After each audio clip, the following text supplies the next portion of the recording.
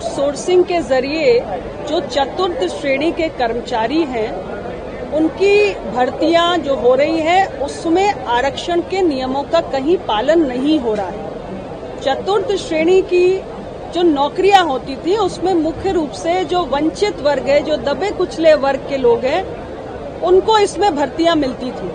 अब जब आउटसोर्सिंग के जरिए ये भर्तियां हो रही हैं और आरक्षण का उसमें कोई नियम लागू नहीं है, तो छोटी मोटी एक क्लास 4 की नौकरी पाने का भी जो एक गुंजाइश होती थी दबे कुचले वर्ग के पास, वो खत्म होती जा रही है या कहिए हो गई है।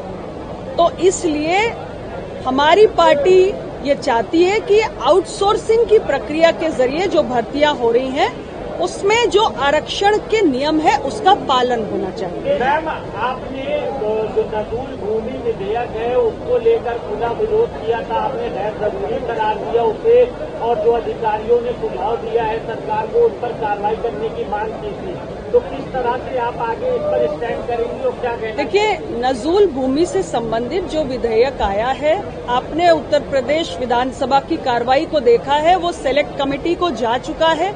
अब कमेटी उसको एग्जामिन करेगी, कमेटी की जो सिफारिशें होंगी वो भी सामने आएंगी, लेकिन फिलहाल जो अपना दल का पक्ष है वो मैंने रख दिया है कि ये गैर जरूरी है, जन भावनाओं के खिलाफ है।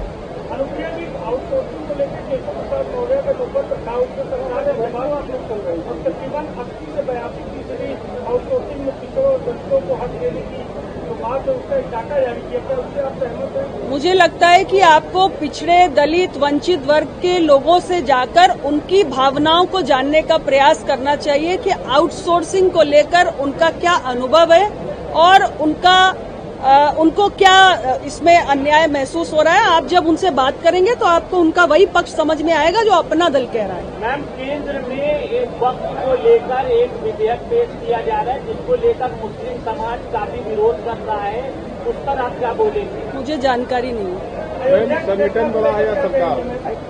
संगठन बड़ा या सरकार?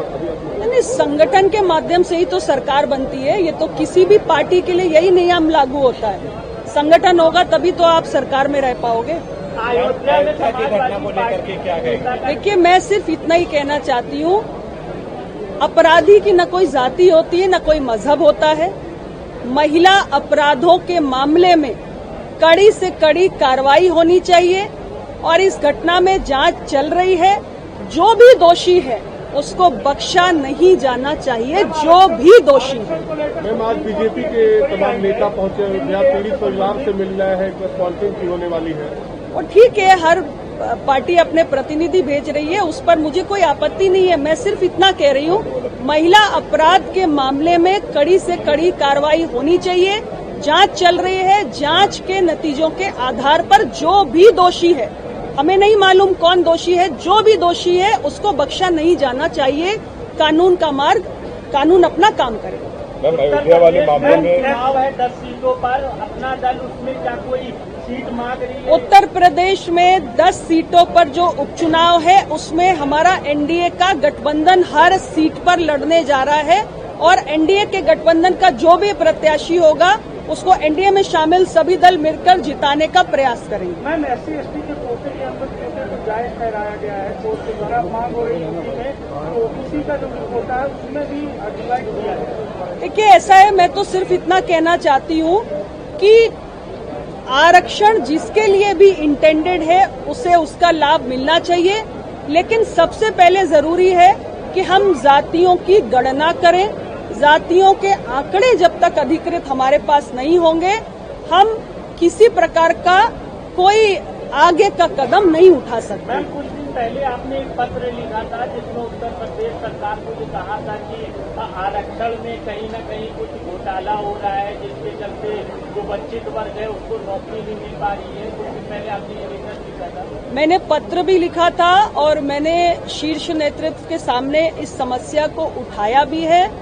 टॉप लीडरशिप ने इसका संज्ञान भी लिया है और मुझे पूरी उम्मीद है कि इन मसलों का समाधान भी होगा।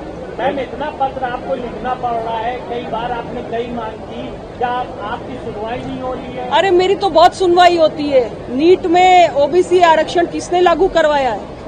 नीट में ओबीसी आरक्षण लागू नहीं था तो उठाया तो मैंने ही था। प्रधानमंत्री जी ने उसका समाधान भी किया। तो हम तो वंचित वर्गों की आवाज है, उनका प्रतिनिधित्व करते हैं। उनका कोई मसला मेरे संज्ञान में आएगा तो मैं चुप थोड़ी ना बैठूंगी। मैं तो उस मसले को लेकर बात करूंगी। एक बार नहीं, बार बार आवश्यकता पड़ेगी, बार बार बात करूंगी। और बात करने से ही समाधान के रास्ते भी निकलते हैं। करने पर क्या उम्मीद है केंद्र सरकार का क्या रुख है? अभी तो केंद्र सरकार ने कोई निर्णय लिया ही नहीं है, लेकिन आप बिहार का एक उदाहरण जरूर देख लीजिए। नीतीश जी की सरकार ने जातीय जनगणना कराई है तो भारतीय जनता पार्टी ने उसका समर्थन किया है ना। फिलहाल देश में तो जनगणना की अभी कोई ऐलान किया नहीं गया है। मैम, इस बार जो चुनाव में कम सीटें आई हैं एनडीए गठबंधन को, क्या वजह आप मानती हैं? वजह सिर्फ एक भ्रम है, अफवाह है।